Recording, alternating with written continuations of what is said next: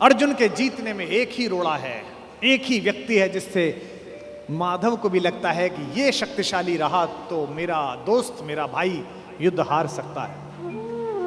भगवान ने उसे कितने प्रेम से टैकल किया है। राजनेताओं को सीखना चाहिए, कृष्ण से कूटनीति सीखनी चाहिए। जब संधि फेल हो गई और युद्ध लेकर माधव लौटे तो विदुर के घर पर सुबह ही सुबह कुछ मेहमान आए, कृष्ण से मिलने आए। हम भी कहीं ठहरते हैं तो नगर के लोग मिलने आ जाते हैं, महत्वपूर्ण लोग मिलने आते हैं कि कुमार विश्वास है, तो हम सब कवियों से मिलने लोग आते हैं। तो विदुर के द्वारपाल ने कहा कि अंगराज कर्ण आए हैं। विदुर ने पूछा कि क्या मुझसे मिलना चाहते हैं? उनसे कहिए राज्यसभा में मिले, अब मैं अपने अतिथि के साथ व्यस्त हूं। और अतिथि भी कौन? माखन चोर। द्वारपाल ने कहा जी नहीं, वो आपसे मिलना नहीं चाहते, वो आपके अतिथि से मिलना चाहते हैं।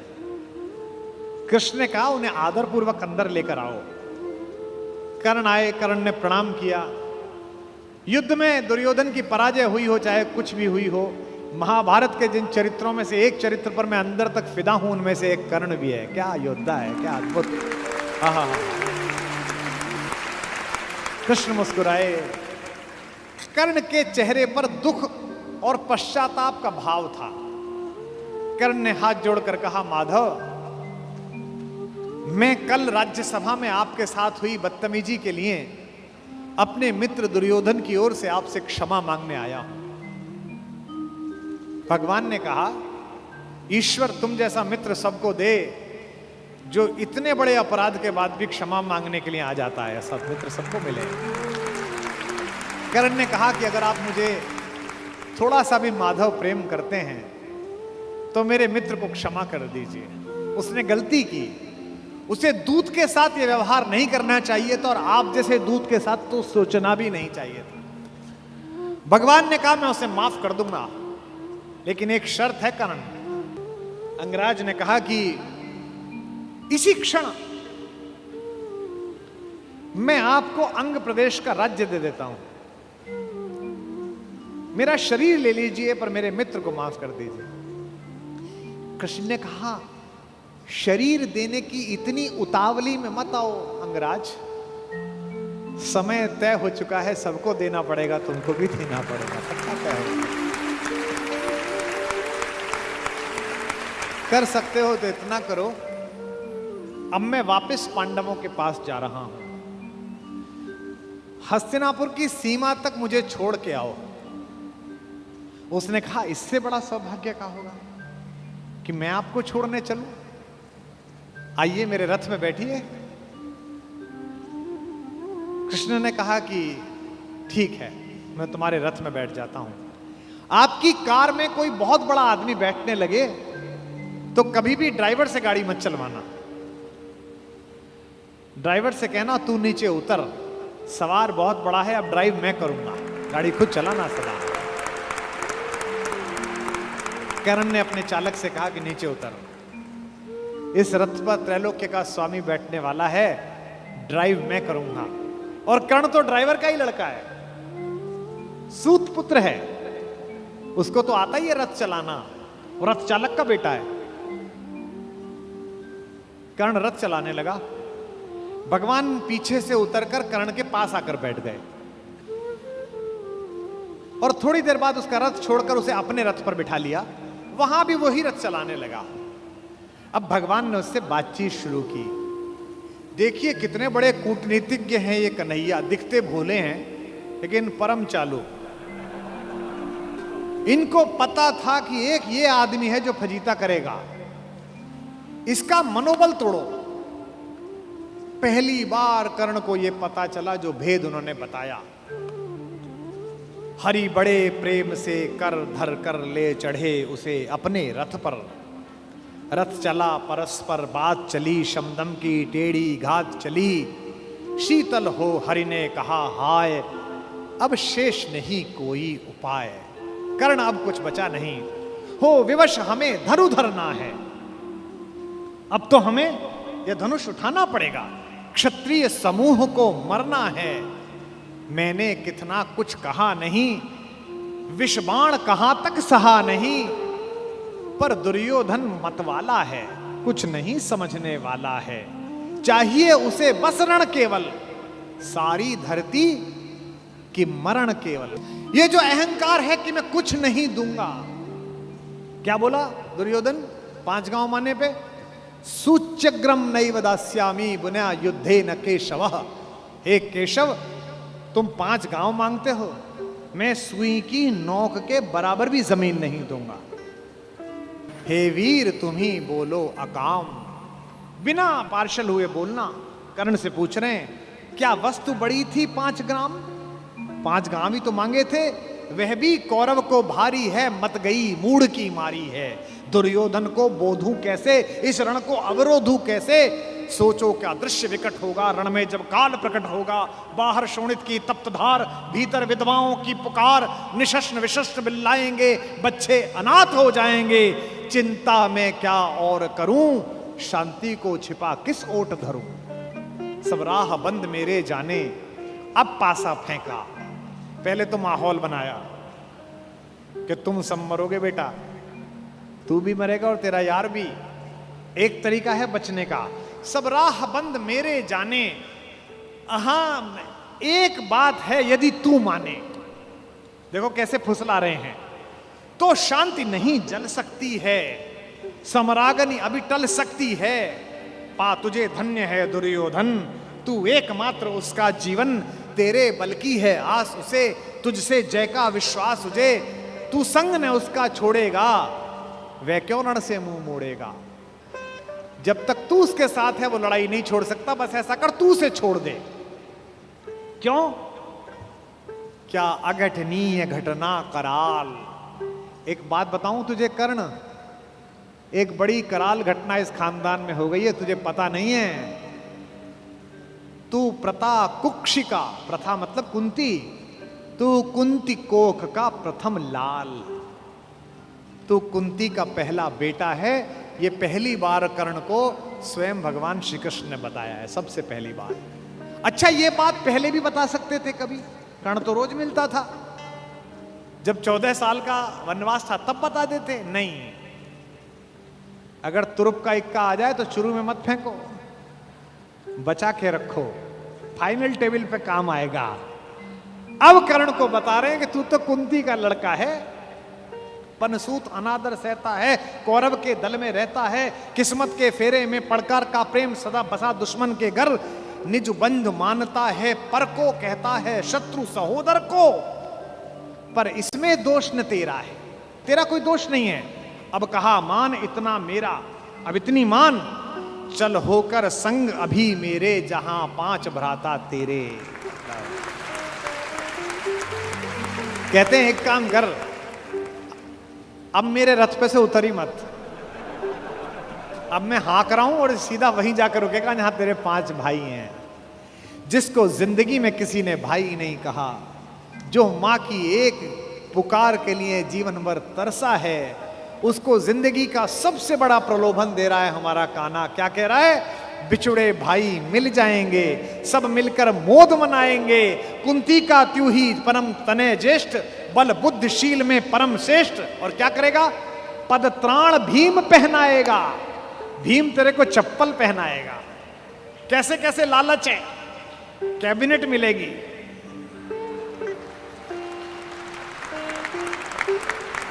और उसमें भी कोई छोटा मोटा मिनिस्टर नहीं, सीधा ही प्राइम मिनिस्टर। पद त्राण भीम पहनाएगा, हैं? धर्मादिप युधिष्ठिर चमर डुलाएगा। तेरे दरबार के बाहर कौन खड़े होंगे? पहरे पर पार्थ प्रवर होंगे। जो तेरा दुश्मन है, तेरा छोटा भाई अर्जुन, ये तो तेरा एनएसजी कमांडो बनेगा। पहरे पर पार्थ प्रहर होंगे, सहदेव नकुल अनुचर होंगे। सब लोग तुझे पहचानेंगे, असली स्वरूप को जानेंगे। खोई मणि को जब पाएगी, आखिरी दाव जो मारा है, खोई मणि को जब पाएगी, कुंती फूली न समाएगी।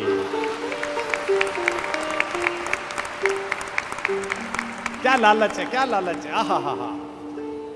कुरुराज स्वयं झुक जाएगा, संसार बड़े सुख में होगा। कोई न कहीं दुख में होगा। सब गीत खुशी के गाएंगे, तेरा सौभाग्य मनाएंगे। और आखिरी में ऐसी बात कहता है, और कौन दुनिया को जो देता है वो भीख मांग रहा है। मेरे कन्हैया को पृथ्वी की आग टालने के लिए भीख मांगनी पड़ी। कुरुराज समर्पण करता हूं, पूरा राज्य कुरुराज समर्पण करता हूं, साम्राज्य समर्पण करता हूं, यश मुकुट मान सिंहासन ले, बस एक भीख मुझको दे दे। कौरव का तज रण शोक सखे, भूखा भावी हर शोक सखे। ये तो कन्हैया हैं जो इतनी स्ट्रेटेजी अपनाते हैं। किस लिए? देखो, ये बड़ा गहरा गणित है, इसको समझो। इस दाव को चलने में कृष्ण का कोई नुकसान नहीं है। अगर कर्ण इधर आ जाता तो महाभारत समाप्त हो जाती। और एक ऐसा योद्धा जो सुबह दोपहर शाम इसी बात की कसम खाता था कि अर्जुन को मारना है, इन पांडवों को मारना है, इसके कलेजे में ये बात डाल दो कि ये तेरे भाई हैं, तो जब युद्ध लड़ेगा तो थोड़ा तो हाथ कांपेगा, थोड़ा तो दिल के अंदर कुछ धुक धुक पैदा होगी। शत्रु की मानसिकता को कमजोर करना, शत्रु की मानसिकता पर प्रहार करना, यह काम है। लेकिन कृष्ण की इस कथा में थोड़ा स्मरण कर्ण का भी कर लो कि उस जैसा कोई आदमी भी पैदा नहीं हुआ जो इतनी सारी चीजों को ठुकरा दे और खुल के कह दे, ए ऋणी कर्ण का रोम रोम, जानते सत्य यह सूर्य सोम, तन मन दुर्योधन का है, यह जीवन दुर्योधन का है। और दो पंक्ति जो कही है कर्ण ने, मैं उसकी दृढ़ता को और उसके समर्पण को प्रणाम करता हूं। सुरपुर से भी मुख मोड़ूंगा, केशव मैं उसे न छोड़ूंगा।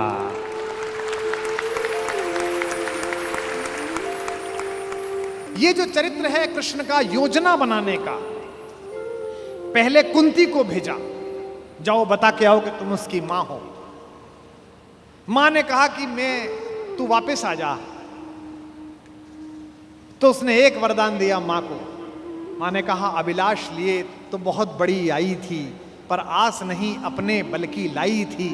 था एक भरोसा यही कि तू दानी है, अपनी अमोघ करुणा का बड़ा अभिमानी है। उसने भी कहा, मां मैं तुझे वचन देता हूं कि तेरे 5 बेटे जीवित रहेंगे।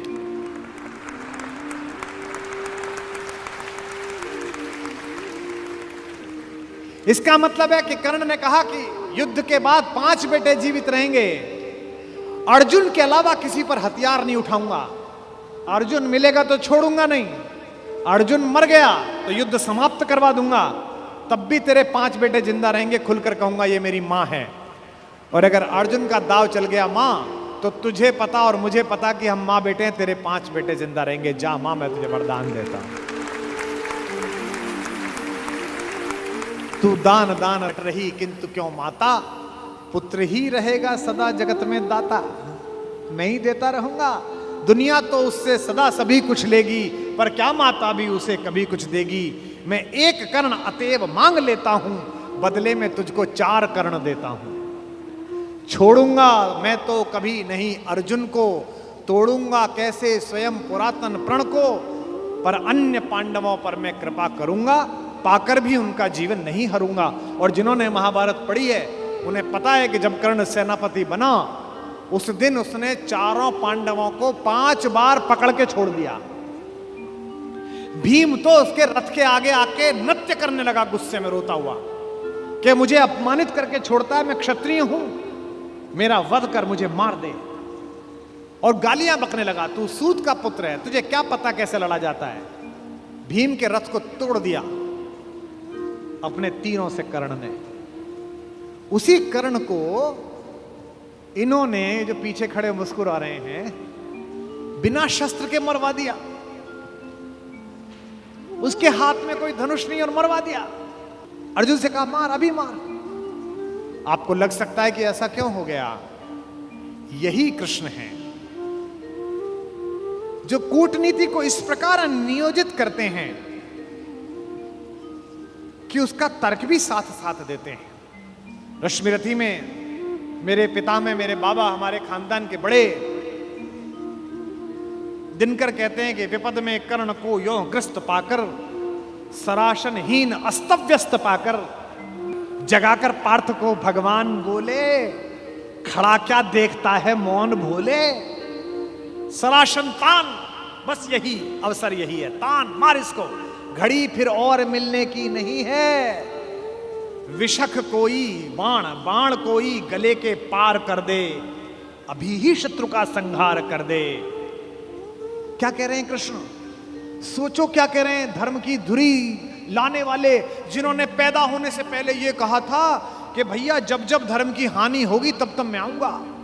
यदा यदा ही धर्मस्य ग्लानिर्भवति भारत अभ्युत्थानम अधर्मस्य तदात्मानम सृजाम्य। हम धर्म की स्थापना के लिए आए हैं और निहत्ते को कह रहे हैं मार मार मार। ये क्या है? ये अधर्म है कि धर्म है? अब मैं तर्क दे रहा हूं कृष्ण की ओर से, जो कृष्ण ने उस समय तर्क दिए होंगे। कहते हैं श्रवण कर विश्व गुरु की देशना यह, विजय के हेतु आतुर ऐषणा यह। सहम उठा जरा कुछ पार्थ कामन, विनय में ही मगर बोला अकिंचन। नरोचित किंतु क्या यह कर्म होगा, मलिन इससे नहीं क्या धर्म होगा। हंसे केशव वृथा हट ठानता है, अभी तू धर्म को क्या जानता है। कहूं जो पाल उसको धर्म है ये, मैं जो कह रहा हूं वो कर। हनन कर शत्रु का सत्कर्म है ये। क्रिया को छोड़ चिंतन में फंसेगा, उलटकर काल तुझको ही गसेगा। ये जो हमको सिखाते हैं कि हम दूसरे की सीमाओं का अतिक्रमण करके घर में जाके ना मार के आए, इनको पूछो कि जिस समय हिंदुस्तान के चौराहों पर बम फटते थे, इनको पूछो कि जम्मू कश्मीर में जाते हुए हमारे सीआरपीएफ के जवानों के मुंह पर मतदान के समय जाते हुए ये लफंगे चांटे मारते थे। इनको पूछो कि पड़ोसी के भीख मिले हथियारों से हिंदुस्तान की मां बेटियों को आतंकित करने वाले और केसर की क्यारी में बारूद भरने वालों को सीमा के अंदर पार घुस के मारा जाए कि ना मारा जाए। देश का एक एक बच्चा कहेगा कि मारा जाए। नहीं जब पार्थ को देखा सुधरते, हृदय में धर्म का टुक ध्यान धरते, समय के योग्य धीरज को संजोकर कहा राधे ने गंभीर होकर। अब कर्ण बोला, हर पापी, हर अनाचारी, हर दुष्ट जिसने दुष्टता में साथ दिया है वो ज्ञान देने लगता है। भूल गया अर्जुन के कौन ज्ञान दे रहा है। अर्जुन के अंदर भक्ति, मनुष्यता, भावना सब पैदा हो गई। नरोचित धर्म का कुछ काम तो लो, बहुत खेले जरा विश्राम तो लो। फंसे रथ चक्र को जब तक निकालूं, धनुष धारण करूं, प्रहरण संभालूं। रुको तब तक चलाना बाण फिर तुम, हरण करना कर सको यदि प्राण तुम। नहीं अर्जुन शरण में मांगता हूं, समर्थित धर्म से रण मांगता हूं। कर्ण कहता है कि धर्म से युद्ध करो। कृष्ण मुस्कुराए कि बेटा अब फंसा के, अब मैं तुझे धर्म समझाता हूं, है ना। उपस्थित देख हो न्यायार्थ हरि को, निहारा पार्थ ने हो खिन्न हरि को। अर्जुन का तो सॉफ्टवेयर हैंग हो गया। इसे मारूं कि ये जो कह रहा है धर्म वो पालूं। और जब सॉफ्टवेयर हैंग हो जाए तो क्या करना चाहिए? जब तुझसे ना सुलझे तेरे उलझे हुए धंधे, भगवान के इंसाफ पर सब छोड़ दे बंदे। खुद ही तेरी मुश्किल को वो आसान करेगा, जो तू नहीं कर पाया वो भगवान करेगा। उपस्थित देख यो न्यायार्थ हरि को, निहारा पार्थ ने हो खिन्न हरि को। मगर भगवान किंचित भी न डोले। अभी तक तो हंस रहे थे, मुस्कुरा रहे थे, करते मार। जैसे ही कर्ण ने धर्म बोला, भगवान के अंदर से आग निकली। कुपित हो वज्र सी यह बात बोले, प्रलापी ओ उजागर धर्म वाले, बड़ी निष्ठा बड़े सत्कर्म वाले। मरा अन्याय से अभिमन्यु जिस दिन, कहां पर सो रहा था धर्म उस दिन।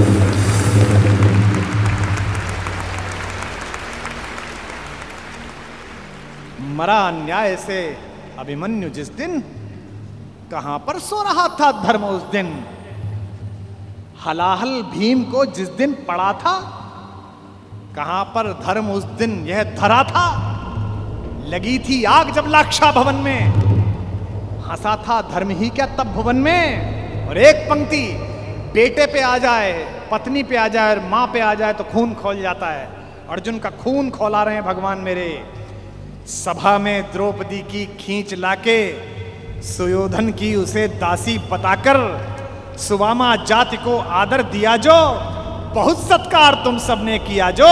नहीं वह और कुछ सत्कर्म ही था, उजागर शील भूषित धर्म ही था।